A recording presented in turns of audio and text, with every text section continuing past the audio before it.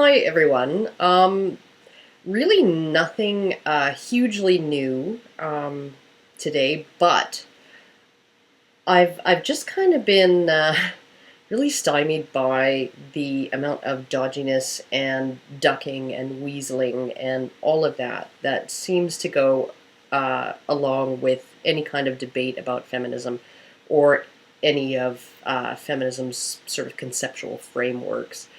And I thought I would provide a couple of examples of that. I know I have said in the past, quoting somebody on Reddit, I can't remember who, that debating against feminism is like sword fighting a fart. And I want to use these couple of examples to show how exactly that works. How I suppose, in the context of feminist ethics, which, according to Stanford Encyclopedia of Philosophy's definition of feminist ethics, that partiality, rather than universality, is something that feminist ethics finds to be a valuable concept. And when I think about that, I think, if you're not going to apply a concept universally, then that means you're a hypocrite. And I think these examples that I'm going to go over in this video will help to illustrate that.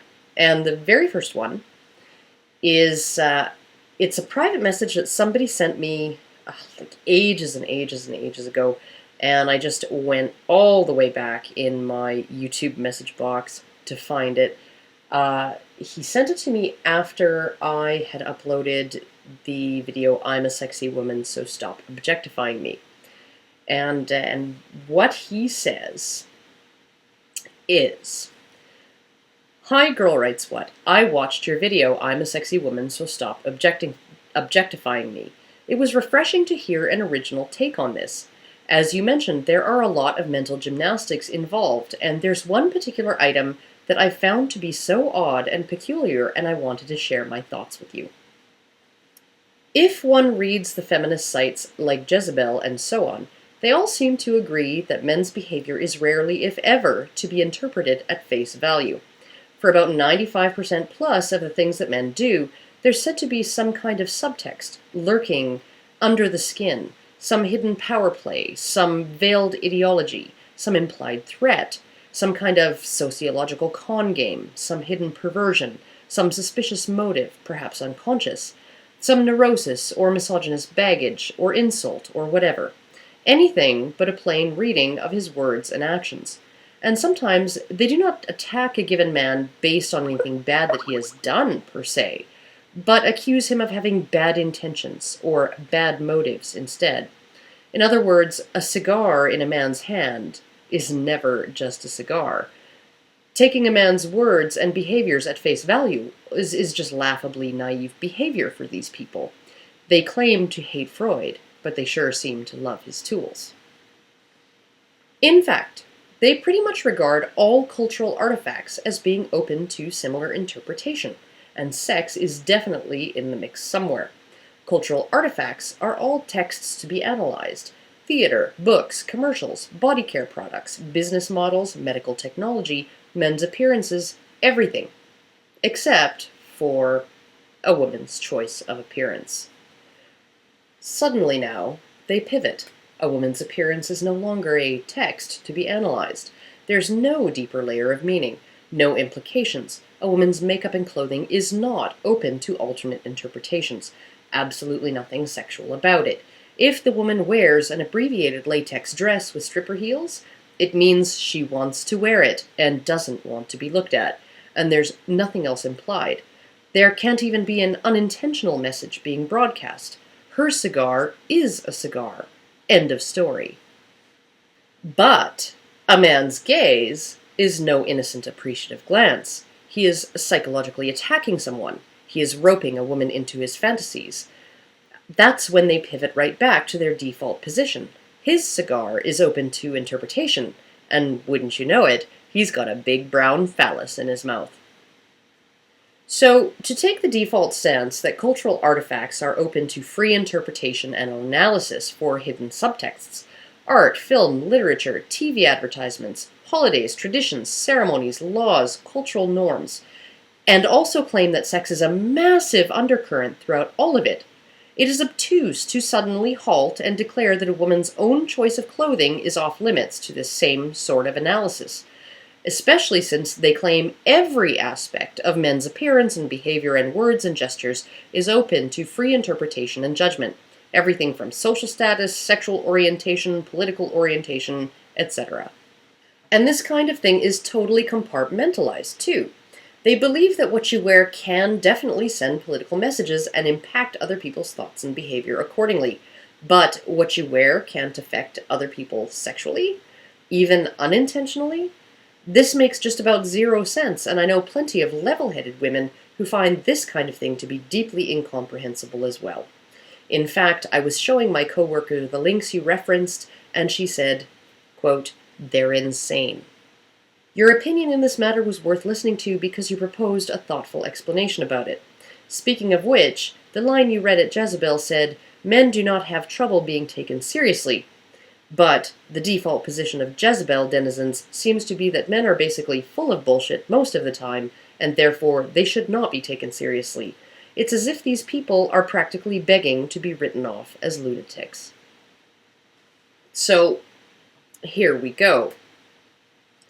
If we actually look at the differences between men and women as far as how they respond to external cues, with women, it's going to be much more about behavior, right? About behavior, the behavior of other people.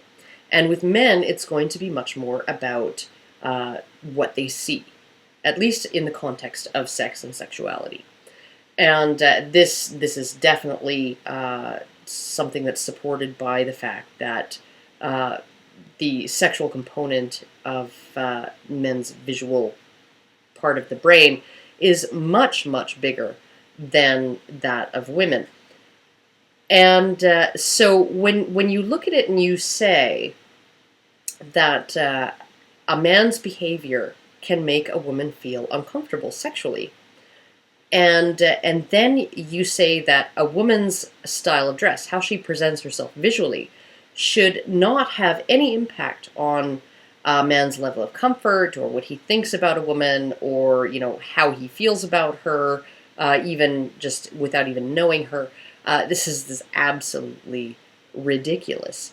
That I would argue that if women define sexual harassment against them as a set of behaviors perpetrated by men, I would say that what is analogous for men as far as how they respond sexually to sexual cues, I would actually say that the analog to that would be how women visually present themselves. So if a woman is showing all sorts of cleavage and she's wearing a skirt that requires 2 haircuts to pull off, that this is, in very real terms, an equivalent to sexual harassment.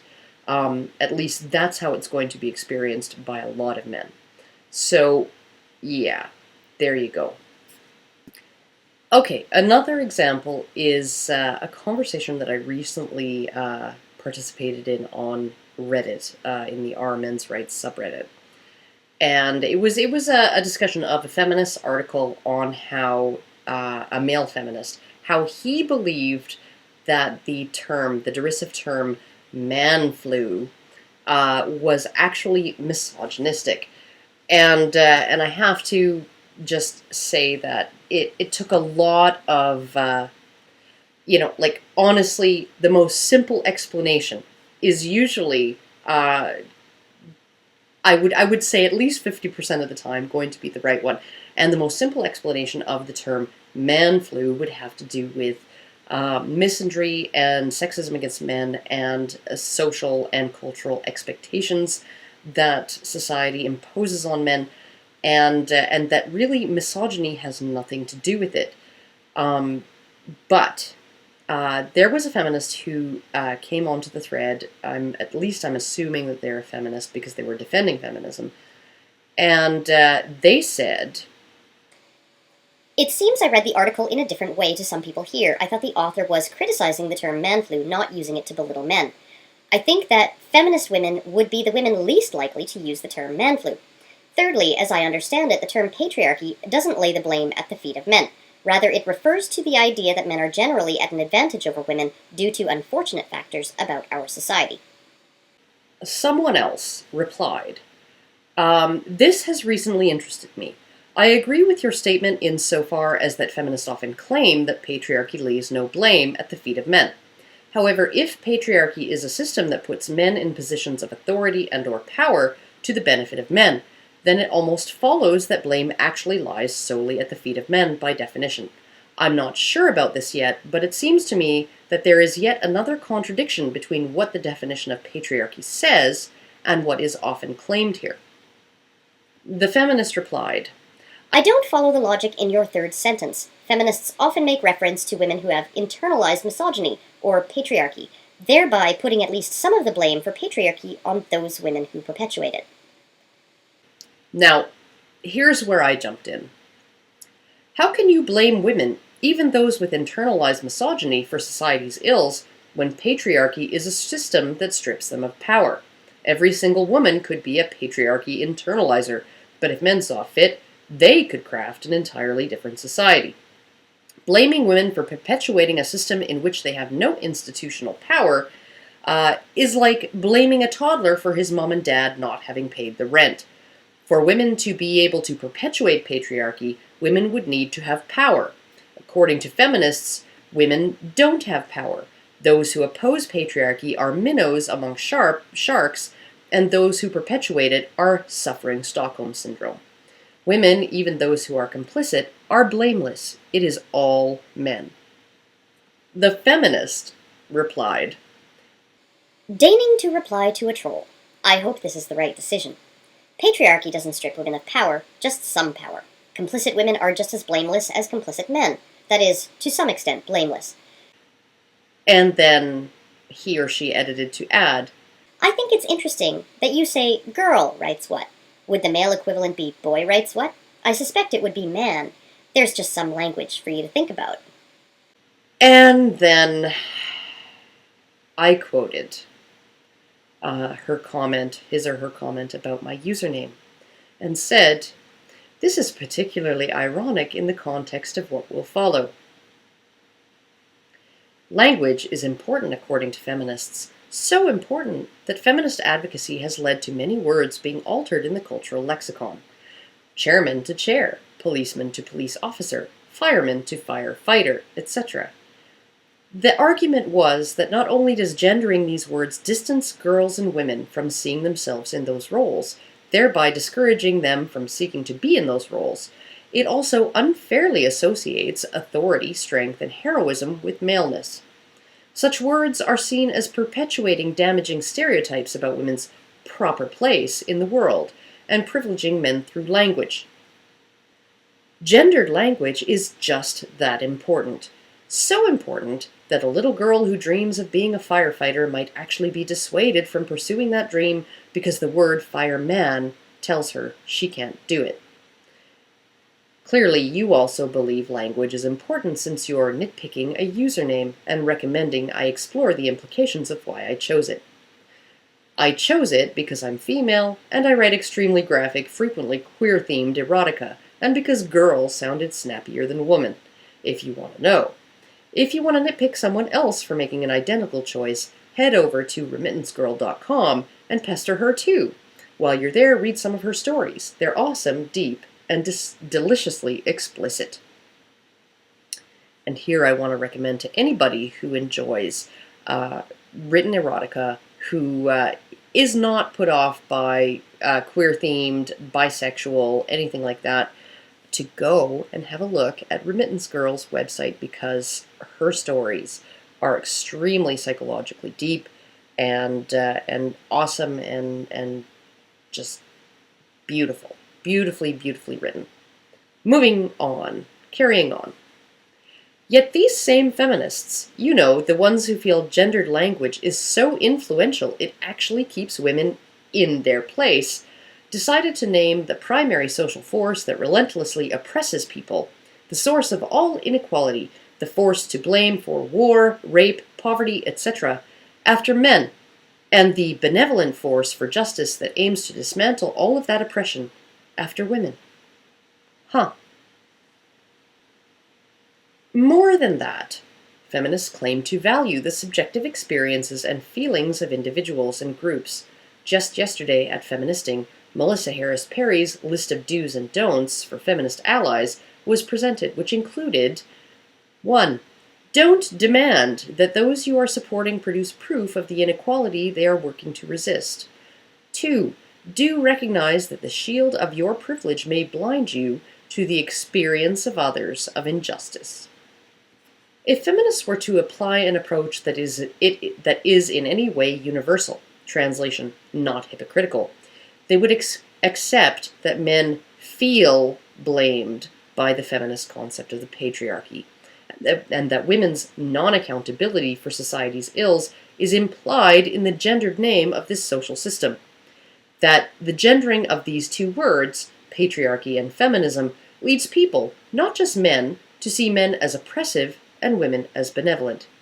Further, constantly associating feminism with the word equality and patriarchy with oppression and sexism leads people, not just men, to view all of those negative forces as male and all of those positive ones as female. Now, if a little girl, or a grown woman for that matter, can be discouraged from becoming a firefighter because we call firefighters firemen, how is it that feminists are unable to consider that words like feminism and patriarchy, as feminists choose to define them, feminism being a benevolent force advocating equality and patriarchy being an oppressive force imposing inequality? How is it that these do not influence society's attitudes toward men and women? How is it that feminists are unwilling to consider that naming oppression after men could possibly, maybe, just perhaps, lead people to associate all of those negatives with maleness and promote cultural misandry? More than that, why are feminists so willing to femsplain to men how they should not feel blamed by the word patriarchy and all of the gendered associations attached to it? Is that not completely disregarding the, quote, experience of others of injustice, unquote? Is that not essentially telling men that feminists know better the experience and feelings of men than men themselves do? Is not the common feminist remark, quote, misandry don't real, yet another example of feminists arrogantly telling men what it's really like to be a man? Is not the equally common feminist claim that misandry is really, quote, secondary misogyny, unquote, merely appropriating the experiences of injustice suffered by men and turning them into yet another way women are victimized by patriarchy, in other words, by maleness?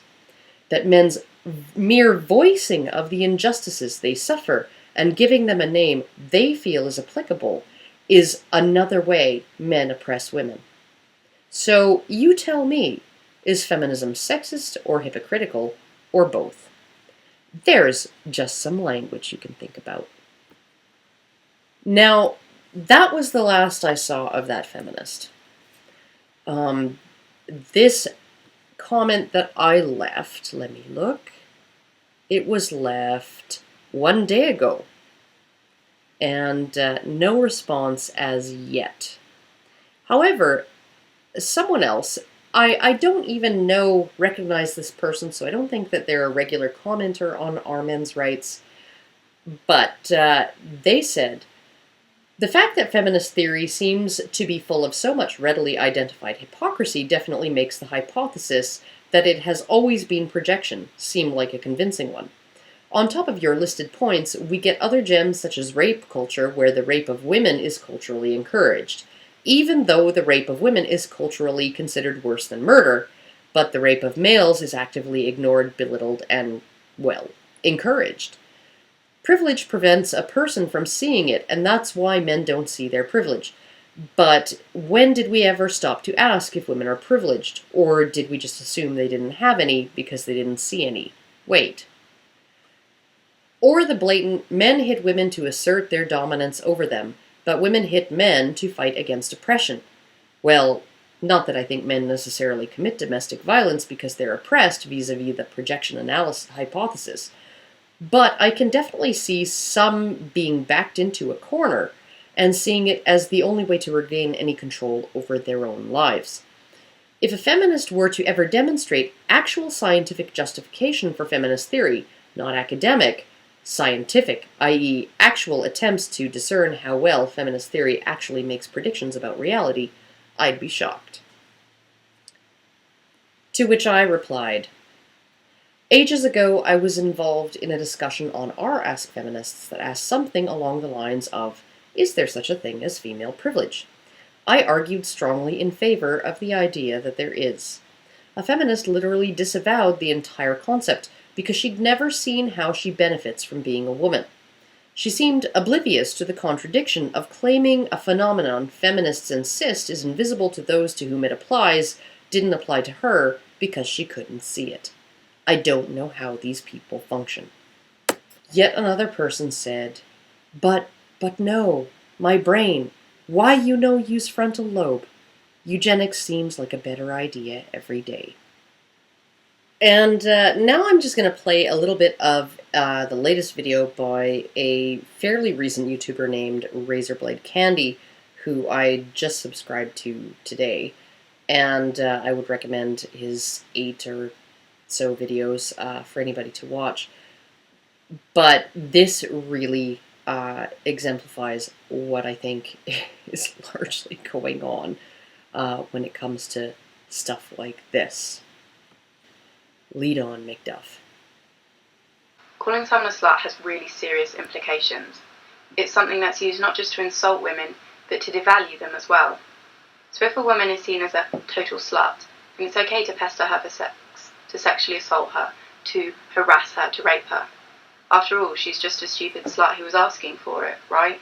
Your assertion that women calling women sluts makes them get raped. This is far more ridiculous than the statement women should avoid dressing like sluts in order to avoid being raped. You are effectively saying women should avoid calling women sluts in order to avoid getting that woman raped. So you don't believe that sexually provocative clothing leads men to pursue sex, but having a reputation as a slut does? I must also point out that taking an interest in a woman, pursuing her for sex, is not the same thing as rape, no matter how much you feminists want to say it is. But again, I just want to point out that your statement could just as easily be interpreted the way Michael Sanguinetti's words were interpreted. How would you like a feminist group to start marchers protesting your words and demonizing you, and costing you your career? After all, it's what you proudly did to him. And there you go. Feminists claiming that calling a woman a slut can lead to her getting raped. But a woman dressing like a slut, presenting herself as a slut, has nothing to do with her risk of being raped. Now, I'm not going to say that dressing like a slut has anything to do with your risk of being raped. Maybe it does, maybe it doesn't. I have seen evidence in both directions. However, if one is the case, then the other is. If one is not the case, then the other is also not the case. However, feminists, yet again, just like with objectification, just like with gendered language, want to have things both ways. And I'm not sure what their defense would be of that. I'm not. But yet again, feminism is arguing with feminism, debating with feminists is like sword fighting a fart, because they will duck and they will weave and they will say, oh, it's contextual and it doesn't apply in this context and blah, blah, blah, blah, blah. But honestly, if you are not willing to actually apply the same rules to yourself as you apply to others, then you're not for equality. And this is why I find the whole partiality as opposed to universality as being a valued concept within the framework of feminist ethics to be absolutely, absolutely bizarre. Because the entire structure of the patriarchy was based on partiality, right? It was based on non-universality. It was based on people of this type have these rights and freedoms and responsibilities, and people of that type have these rights and freedoms and responsibilities, and that is acceptable and morally just, right? It is morally just for us to treat these people differently because of an identity that is tied to their biology.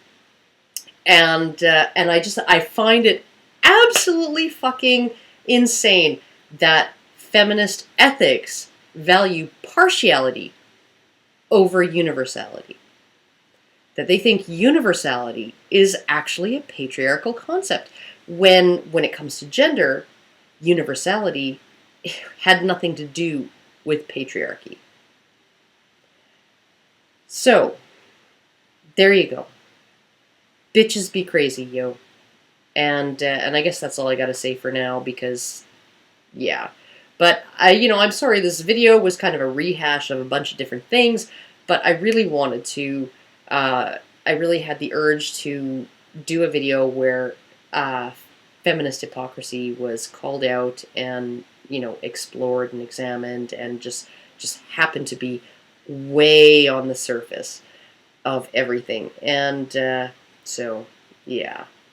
Oh, and just so that everybody knows, this Monday I will be doing another interview with Stefan Molyneux, and hopefully around the end of this month I will be doing a three-way with Stefan Molyneux and Warren Farrell, and that should prove to be very interesting, and I'm really looking forward to it. So, until then, I guess I will see you guys all later. Bye.